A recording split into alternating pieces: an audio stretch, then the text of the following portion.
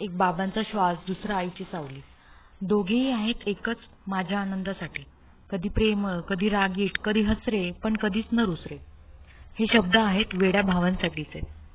मोठा चूक झाली की ओरडणार, लहान मात्र सतत चुकीवरून हसणार. एकाच्या ओरडण्यात आहे काळजी बाबांसारखी, दुसऱ्याच्या हसण्यात आहे माया आईसारखी. आपलं नातं मैत्रीपेक्षाही कमी नाही, म्हणूनच कधी कोणत्या मानलेल्या भावाची गरज भासली नाही.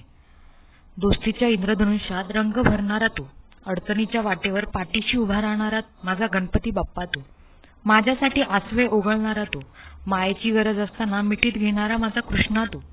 दुखलं खुपलं काही जरी मला तर धावपळ करणारा तू, जरी भांडला तरी खाऊ मात्र आधी मलाच देणारा तू. आता आपलीच छबी बघते मी माझ्याही मुलांमध्ये.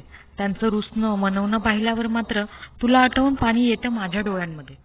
हे दोघेही आपल्यासारखेच रोज चिडतात, खेळतात, हसवतात. इतक्या लहान वयातही खूप काळजी घेतात. एकाला खाऊ दिला की दुसऱ्याला आधी देऊन येतात.